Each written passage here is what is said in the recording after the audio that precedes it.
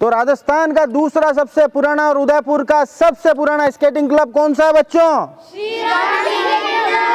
तो आप भी चाहते हैं कि आपके भी बच्चे गर्मी की छुट्टियों में एटी वेटी टापा नहीं खाओ, मामा मासी रे घरे, तो ऑनलाइन भेजो श्रीराम स्केटिंग क्लब, क्योंकि यहाँ पर विगत 1996 से यहाँ पर आपके बच्चों को ट्रेनिंग दी जाती है। आपके बच्चों के कौशल विकास में, शारीरिक विकास में एक महत्वपूर्ण भूमिका अदा करते हैं मंजीत सर। तो उनसे मिलेंगे, उनसे बात करेंगे आखिर क्या खास है श्रीराम स्केटिंग क्लब में।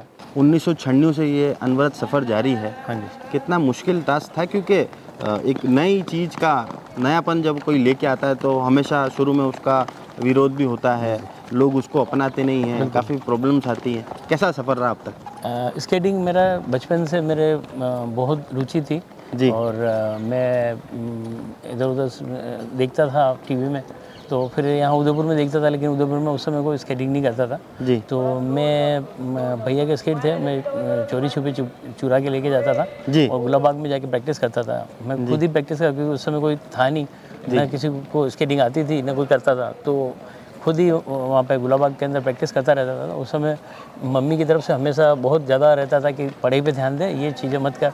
फिर भी मेरा इसी में पैशन था, तो उस समय पापा मुझे सपोर्ट करते थे। बीच में हम हिरण मंगरी रहने के चले गए थे, तो पापा सुबह मुझे छोड़ देते थे, तो मैं प्रैक्टिस करके फिर मैं वापस जाता था जी। तो मतलब उस समय बहुत इच्छा थी कि मैं भी स्केटिंग के अंदर आगे कहीं कॉम्पिटिशन वगैरह खेलने जाऊँ, लेकिन यहाँ पे प्लेटफॉर्म नहीं था राजस्थान के अंदर, तो उस समय उदयपुर में और राजस्थान में नहीं था, तो मैं जा नहीं पा रहा था जी। फिर उसके बाद में मेरे को लगा कि कुछ न कुछ ऐसा किया जाए जिससे कि स्केटिंग में आगे, तो मैंने आगे काफ़ी पता करा था और फिर उसके बाद में यहाँ पे भी काफ़ी ट्राई करा था कि कहीं मैं स्केटिंग सिखाने के लिए ऐसा शुरू करूँ।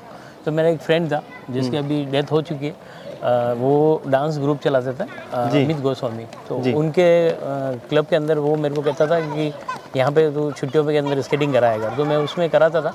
फिर उसके बाद में अलका मैडम मिले थे, उन्होंने मेरे को सपोर्ट करा, उन्होंने बोला कि ठीक है आप हमारे बच्चों को स्केटिंग सिखाओ। तो उनके बच्चों को मैंने स्केटिंग सिखाई, और क्योंकि सीबीएसई स्कूल था, तो सीबीएसई स्कूलों के अंदर कॉम्पिटिशन्स ये होते थे जी, तो वो एक प्लेटफॉर्म मिला। तो मैं खुद खेलना चाहता था, लेकिन मेरे से पहले मेरे स्टूडेंट खेलने चले गए, तो मेरे पहले 2 स्टूडेंट थे जो नेशनल तक पहुंचे थे, और वेस्ट जोन के अंदर मेडल करीब 6-7 बच्चों ने लगा लिया था। तो अब तक कोई एक ऐसा रिकॉर्ड जो आपके स्टूडेंट्स ने बनाया हो? मेरा एक तो लिम्बो वाला रिकॉर्ड है जी, जो कि मेरे 4 स्टूडेंट ने यहाँ पे बनाया है जी, और उसमें से मेरी डॉटर है जिसने 3 साल की उम्र में स्केटिंग करती हुई एक टाटा सफारी और 5 बसों के नीचे से निकली थी, तो वो एक अपने आप में बड़ा रिकॉर्ड था। फिर उसके बाद में उस समय क्योंकि रिकॉर्ड में कैसे नाम दर्ज करते हैं वो नहीं पता था, लेकिन हाँ उस समय मीडिया वालों ने बहुत अच्छा सपोर्ट करा था, और मीडिया के थ्रू अपने डाला था कि उस समय अगर 3 साल का कोई, तो उसके अंदर कोई आया नहीं था, और इंडिया टीवी आज तक और IBN 7 और MH1 इनके ऊपर आधे घंटे का पूरा एपिसोड चला था उनके जी, और वो एक बहुत अच्छा हुआ था। फिर उसके बाद में मैं रोल बॉल होती थी, तो रोल बॉल के अंदर मैं नेशनल मेडलिस्ट हूँ, और स्केट हॉकी के अंदर मैं नेशनल खेला हुआ हूँ।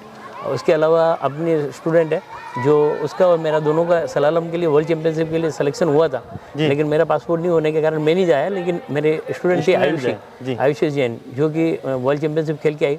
उसके बाद में स्केट डांस के अंदर 3 बच्चे, कृष्णा, तनिष्ठा और वो, तो ये 3 बच्चे इंटरनेशनल के अंदर स्केटिंग के अंदर वो खेले एशियन चैंपियनशिप, जिसमें गोल्ड और सिल्वर में ब्रॉन्ज मेडल जीते हैं जी। और उसके अलावा उसके बाद में CBSE में नेशनल में मेडल लगाया, और SGFI में अपने बहुत अच्छी परफॉर्मेंस रहती है स्टेट लेवल पे जी। नेशनल पे अभी बच्चे वहाँ पे मेडल नहीं लगा पाए, फिर RS फेडरेशन जो होती है उसमें मेडल लगाया, रोल बॉल के अंदर मेडल लगाए हैं नेशनल के अंदर जी। ऐसे करके इंटरनेशनल और नेशनल में काफ़ी बच्चे गए और जीत के भी आए हैं। जो भी बच्चे, अब गर्मी की छुट्टियां बिल्कुल है पड़ी हुई है, तो ऐसे में जो भी बच्चे अगर सीखना चाहते हैं तो बहुत सारे जगह पर आपने शायद सेंटर्स भी खोले हैं। हाँ जी, तो आप चैनल के माध्यम से उन सेंटर के बारे में पूरा बताएं कि प्रताप नगर में माउंट व्यू स्कूल है। हाँ, प्रताप नगर अगर आप उसके आसपास रहते हैं तो माउंट व्यू स्कूल है, उससे आगे यहाँ आते हैं तो सेक्टर 3 सेंट्रल एकेडमी स्कूल है, सेक्टर 3 का यहाँ पे होती है।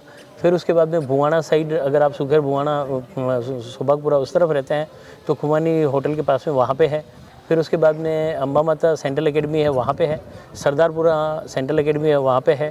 तो अभी 1-2 जगह और भी स्टार्ट होने वाली है जी, तो और मतलब पूरा उदयपुर लगभग कवर कर लिया आपने? हाँ जी, तो सब जगह अलग अलग बैच चलते हैं, और वहाँ पे अभी मेरे लगभग 18-20 मेरे स्टूडेंट हैं जो कोच बन चुके हैं।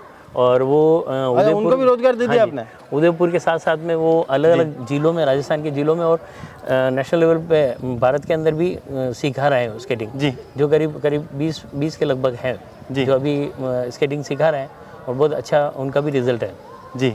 हमने देखा है कि कई सामाजिक कार्य भी होते हैं जिसमें भी आपके जो छात्र हैं, ये छोटे नन्हे मुन्ने जो छात्र हैं, बढ़ चढ़ कर हिस्सा लेते हैं। हाँ, अभी हमने देखा था ऑपरेशन सिंदूरी वाली जो यात्रा निकली थी, उसमें भी आपके बच्चों ने काफ़ी धमाल मचाई। क्योंकि बच्चों को अगर अपने देश के प्रति भावना पैदा करनी है तो बचपन से डालेंगे तो ही होगा। तो इसलिए हम स्केटिंग के साथ साथ में सामाजिक कार्य गतिविधियों में भाग दिलाते हैं। और इसी तहत अभी 2018 के अंदर यहाँ से स्केट करते हुए 750 किलोमीटर यहाँ से स्केटिंग करते हुए गए थे। दिल्ली गए थे। दिल्ली गए स्केटिंग, हाँ स्केटिंग करते हुए, जिसमें मेरी एक स्टूडेंट थी जिया कंवर, वो मेरी डॉटर कृष्णा कंवर और जगत प्रताप सिंह मेरा बेटा, ये तीनों यहाँ से स्केटिंग करते हुए गए थे। और इन्होंने खुद ने बोला था कि हमें रेस्पेक्ट इंडियन आर्मी का जो रेस्पेक्ट मिलना चाहिए वो नहीं मिलता है, उसके लिए हम यहाँ से स्केटिंग करते हुए दिल्ली जाएंगे। तो हमारा हुआ तो था राष्ट्रपति जी से, लेकिन हम अलवर तक पहुँचे थे और जयपुर से आगे, तो हमारे पास में कॉल आया था कि वो तो साउथ अफ्रीका जा रहे हैं, वो नहीं मिल पा रहे हैं। लेकिन उस समय तुषार जी मेहता है, उन्होंने मेरे को बोला कि नहीं मैं कोशिश करूंगा, और सीपी जोशी जी को बोल के और मोदी जी से मिलाने का उन्होंने कोशिश करी, जो कामयाब हुआ। और वहाँ जाके मोदी जी से मिले थे और जनरल जीडी बख्शी वो रास्ते में मिले थे। उन्होंने बच्चों से बोला था, क्योंकि करते हुए छाले हो गए थे, तो उन्होंने बोला कि क्यों कर रहे हो ऐसे, स्केटिंग करनी जरूरी थोड़ी है, इतनी प्रॉब्लम हो रही है। तो तब बच्चे उनको सुनते थे। तो फिर बेटे ने बोला कि सर हम आपको सुनते हैं, आप ही बोलते हो ना कि हमारा इंडिया का जवान इतने बर्फ़ के अंदर रहता है, और फिर वो जब वापस आता है तो 3 महीने से लेके 3 साल और कहीं तो बिल्कुल ही ख़त्म हो जाते हैं जी, तो जो चल भी नहीं पाते हैं। तो वो लोग हमारे लिए कर सकते, तो हम इतना सा नहीं कर सकते क्या? तो उन्होंने उस समय उसको गले लगाया और बोले मैं यही सोच रहा था कि तुम जा रहे हो तो ये तुम्हारे अंदर भावना है नहीं है। तो उनको पता चला भावना है, तो उन्होंने उनको घर पे बुला के डिनर दिया था वहाँ पे। और मोदी जी से मिले थे, तो मोदी जी से बोला था कि जो हमारे आर्मी के जवानों के ऊपर पथराव वगैरह होते हैं, तो वो पथराव क्योंकि वो देश के लिए खड़ा है अपने घर बार छोड़ के, तो उनके ऊपर पथराव हो रहे हैं। तो फिर उस समय फिर बताया था कि अब नहीं हो रहे हैं, वो पहले होते थे, लेकिन अब हमारे जवान के ऊपर पथराव नहीं होते हैं। फिर उसके बाद में डॉक्टर ने बोला था कि अमेरिका के अंदर डिफेंस डे होता है, उस दिन की जो इनकम होती है वो सारी इनकम डिफेंस को जाती है, तो क्यों ना एक दिन अपने भारत के अंदर भी ऐसा हो। तो उन्होंने कहा जरूर मैं इस पर विचार करूँगा। और फिर डॉक्टर को बिल्कुल पास में खड़ा करके फिर फोटो लिया था। जी जी।